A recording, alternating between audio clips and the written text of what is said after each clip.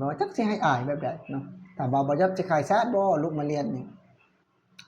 มันบ่ได้น่าอายขายชาตินะบ่สมานนะบางคนก็ว่าขายศาสตร์เจ้าของเอาลูกมาเรียนอยู่ประเทศไทยบางคนก็ว่าเห็นหลายๆคนเพิ่นเว้ามันก็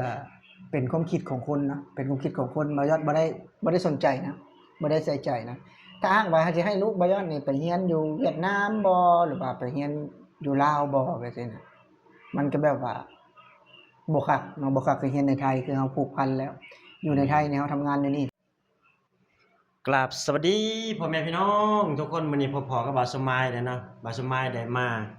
หาอ้ายเพิ่นนี่เนาะมื้อนี้เนาะอยู่สบายดีอ้าย สวัสดีครับสวัสดีครับ FC บ่าวสมาน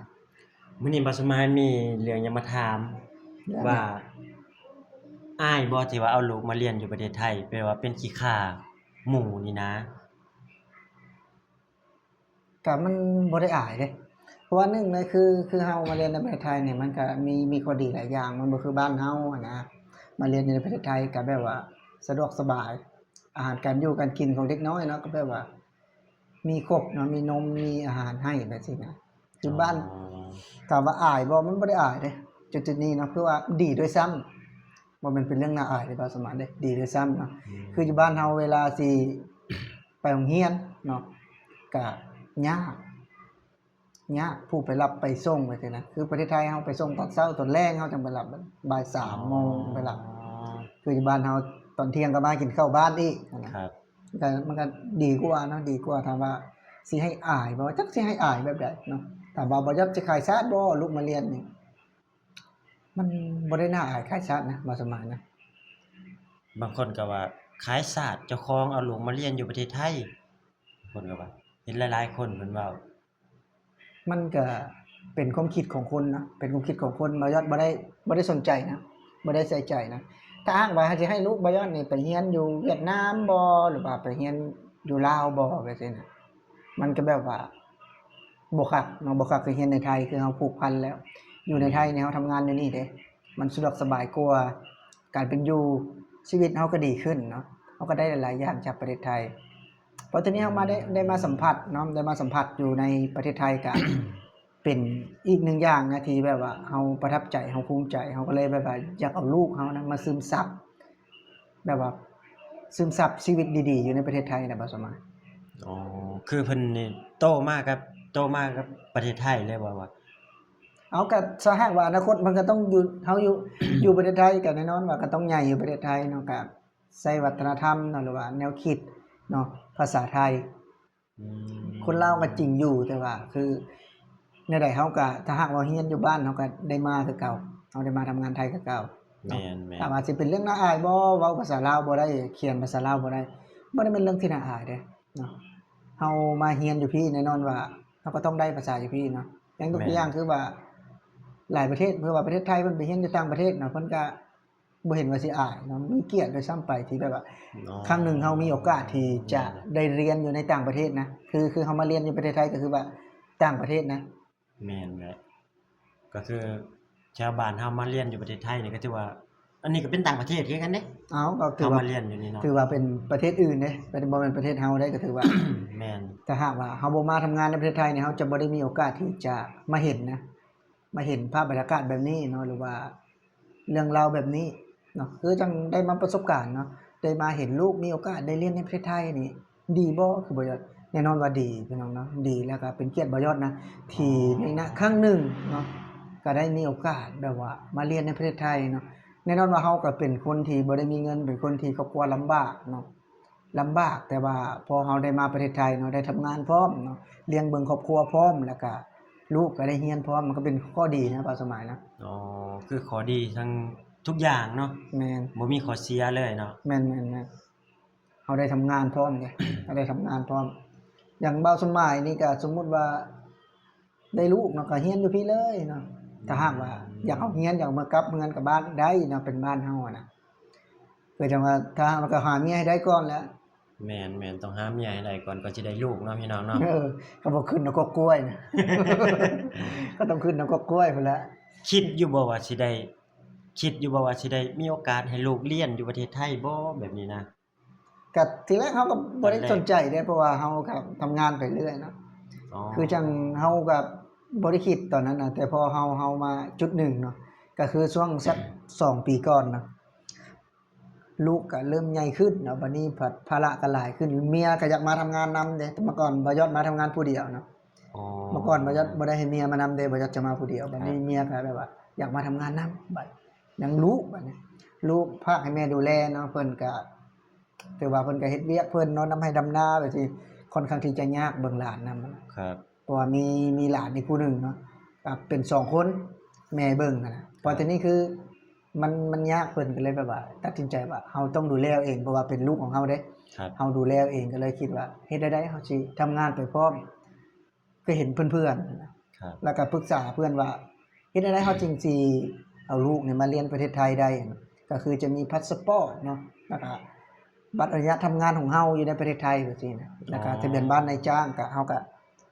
ศึกษาเบิ่งแล้วก็ให้ลูกเอาทำพาสปอร์ตแล้วก็ไปรับลูกกลับมาเรียนในประเทศไทยเนาะพอทีนี้เพิ่นเรียนแล้วก็คือเพิ่นประทับใจที่ได้มีโอกาสได้มาเรียนในประเทศไทยนะบ่ยัดก็ภูมิใจนะที่ว่าลูกเนาะ แม่ มักคล้ายๆเฮาเนาะมักแบบว่าทำงานในประเทศไทยแล้วสะดวกสบายหรือว่าอยู่ในประเทศไทยก็โอเคเนาะชีวิตการเป็นอยู่ไปที่นะก็บ่ยัดก็ดีใจนะที่ลูกแบบว่าบ่ได้ลำบากใจคือเพิ่นก็มักเนาะ มักอยู่แล้วเนาะ แม่นมักหักในความมีน้ำใจของคนไทยและเพื่อนๆเพิ่นก็ต้อนรับเพราะว่า อ๋อ เรียนอยู่ประเทศไทยเนาะเพื่อนคนไทยเพื่อนเมียนมาแต่ว่าในห้องคือมีแต่น้องอ้ายผู้เดียวนะที่เป็นคนลาวนอกนั้นก็จะเป็นคนไทย มีคนลาวผู้เดียว แม่นปัจจุบันนี้นะ อ๋อ ก็คือส่วนมากก็เป็นคนไทยเพิ่นเนาะคนไทย ครับ ก็คือว่าเพิ่นก็ เข้ากับคนได้ง่ายเนาะ แม่นก็เป็นโอกาสดีแหละที่เฮาจะได้ซึมซับเนาะซึมซับที่อยู่ประเทศไทยแล้วก็ซึมซับความคิดเนาะที่เป็นไทยพี่น้องความคิดที่มีน้ำใจเปิดกว้างคือจังเฮาก็เป็นอีกหนึ่งเรื่องราวเนาะอีกหนึ่งประสบการณ์ที่แบบว่า มันเป็นจุดเปลี่ยนนะที่แบบเฮาเคยอยู่บ้านเฮาก็บ่ได้มีโอกาสที่จะมาเฮ็ดความเจริญแบบนี้เนาะอย่างเช่นอยู่ในไทยน่ะมันก็มีข้อแตกต่างหลายบ่ว่าจะเป็นอาหารกลางวันเครื่องดื่มเนาะแบบว่ามีนมให้กินนมเอามาให้เฮือนพร้อมนมโรงเรียนน่ะนะแล้วก็คืออย่างสำคัญคือจังมีกิจกรรมเป็นหยังก็บ่แม่นเพิ่นสิบ่บอกเนาะจะมีเอกสารมากคักแน่ เพิ่นต้องรายงานก่อน แม่ เนาะ นเพิ่นก็ต้องรายงานก่อนว่า จะให้ไปบ่พ่อแม่ให้ไปบ่เนาะแล้วก็สิ่งสำคัญคือครูเนี่ยเพิ่นก็จะมาเยี่ยมถึงบ้านเด้มาเยี่ยมบ้านพร้อมเนาะ อ๋อ คือ ว่าการเป็นอยู่จังได๋ แม่นแบบก็จะมีทุนให้เนาะคนจนทุนนั่นนี่เนาะแต่จะบ่แม่นได้ทุกคนเนาะห้องหนึงก็ 2-3 คนประมาณนี้ใดเนาะถือว่า ครับ เพิ่นก็จะเบิ่งว่าผู้ใดที่ลำบากแท้จริงบ่คือบ่ยอดลำบากแล้ว อาจจะมีคนลำบากกว่าบ่ยอดอีกเนาะที่เป็นแม่นคือคนที่เพิ่นเป็นคนไทยบ่หรือว่าคนกัมพูชาบ่คนนู่นนั่นนี่เนาะมันก็ ครับ เพิ่นก็เบิ่งตามสภาพการเนาะเพิ่นจะให้ทุนก็ได้ อ๋อ เพราะว่าเฮาก็เป็นทุนก็มีแบบนี้นะแต่ คือแบบว่าบาวสมัยอยากถามว่าการใช้จ่ายนี่แพงบ่เยอะไหม เรียนในประเทศไทยนะ แม่น กับอยู่ลาวเฮาบ่ กับอยู่ลาว มันก็แพงอยู่เนาะแพงกว่าบ้านเฮาเพราะว่าบ้านเฮามันบ่ได้มีหยังเลยมันบ่ได้มี แม่น บ่ได้มีกิจกรรมคืออยู่ไทยนะคืออยู่ไทยคือซื้อสุดนะมันมีหลายสุดเนาะซื้อสุดเปิดเทอมก็ 4,000 บาทนะ 3-4,000 น่ะสุดที่แบบว่าในโรงเรียนน่ะซื้อในโรงเรียนนำซื้อข้างนอกนำอะนะครับ ก็ถือว่าแพงอยู่เนาะการไปแต่ละโรงเรียนก็เฉลี่ยเนาะไปก็20เนาะให้ลูกไปแต่ละมื้อใส่กระเป๋าไปก็20 บาทก็ถือว่าประมาณกับ5-60 บาทเนาะมื้อหนึงก็ถือว่าเดือนหนึงก็แพงอยู่ถ้าเอากันคือว่าบ้านเราน่ะ แม่นคัน แต่ว่ามันก็ แพง มีความสะดวกสบายหลายกว่าเนาะถ้าว่าสิเว้าเรื่องเงินเฮาหาได้อะมันบ่ได้คือแพง แม่น คือเฮาอยู่พี่เฮาหาได้เด้กันคืออยู่บ้านมันก็บ่สามารถที่จะส่งลูกให้เรียนอนุบาลเรียนให้ประถมได้แหละ แม่น กันคืออยู่ไทยนะเพราะว่าคืออยู่ลาวเฮาบ่ได้มีอาชีพ การเรียนมันก็แตกต่างกันเนาะ แม่นการเรียนการสอนมันก็เอาใจใส่กว่าเนาะ อืม ดีกว่านะคันว่าแล้วก็ได้มันแบบว่า เป็นอย่างหนึงที่เฮาเห็นนะที่เฮาเห็นแล้วครับประทับใจเฮาเห็นแล้วก็โอเคเฮาก็มีความสุขนะที่ลูกเฮามาเรียนแล้วมีความสุขคือเฮาอะนะบ่าวสมา เ เห็นลูกมีความสุขพ่อแม่ก็มีความสุขเนาะ แม่นๆ คือว่าภูมิใจที่สุดแล้วเนาะที่ว่าได้ลูกได้เรียนในประเทศไทยนี่เนาะ แม่นเราก็ภูมิใจสุดๆแล้ว อ๋อนี่เนาะคือเป็นเรื่องราวอีกเรื่องราวหนึ่งเนาะที่ว่าเพิ่นได้เอาลูกชายเพิ่นมาเรียนอยู่ในประเทศไทยเนาะเรียนตอนนี้ฮอด อนุบาล3อนุบาล3แม่นๆๆอนุบาล3อืจักปีแหละ 5 ขวบ 8 เดือน 5 ขวบ 8 เดือนเนาะพี่น้องเนาะโอ้ก็ถือว่าเป็นโชคดีของเพิ่นเนาะก็ที่ว่าได้มาเรียนอยู่ในประเทศไทยได้เรียนหนังสือไทยถือว่าไผอยากว่าแนวใดก็ช่างเนาะไผอยากว่าคล้ายศาสตร์คล้ายหยังก็สร้างเนาะ แม่นมันก็แล้วแต่ความคิดของคน เฮาห้ามความคิดของคนอื่นบ่ได้เนาะ แม่น ก็ปล่อยให้เขาคิดไป แม่นมัน อืม ห้ามความคิดของคนบ่ได้อยู่แล้วเนาะคือเฮาก็ทำหน้าที่ของเฮาให้ดีที่สุดเนาะ แม่น ทำหน้าที่ของเฮาให้โอเค ให้แบบว่าเฮาภูมิใจแล้วในการทำหน้าที่ของเฮาตรงนี้ก็คือว่า ครับ แค่นั้นก็โอเคแล้วนะ อ๋อเอาเนาะพี่น้องคลิปนี้ก็บ่าวสมายสิได้ก็พอได้ความรู้จากไอ้ยอดเพิ่นเนาะเพิ่นก็ได้มาเล่าสู่พี่น้องฟังว่าเป็นจังได๋การใช้จ่ายแบบว่าลูกมาเรียนอยู่ในประเทศไทยไผสิว่าจังได๋ก็สร้างเนาะไผสิว่าเป็นขี้ข้าเป็นอิหยังก็สร้างเนาะ แม่น อ๋อก็เฮาก็ภูมิใจแหละที่ลูกชายเฮาได้เรียนเฮาเห็นหลานเฮาเรียนเฮาก็ดีใจเนาะเพิ่นก็ก้าวหน้าไปอีกขั้นหนึ่งเนาะก็เรียนดีคุณครูเพิ่นก็เรียนดีสอนดีเนาะนิสัยดีพร้อม ๆแม่นๆมันก็ขึ้นกับ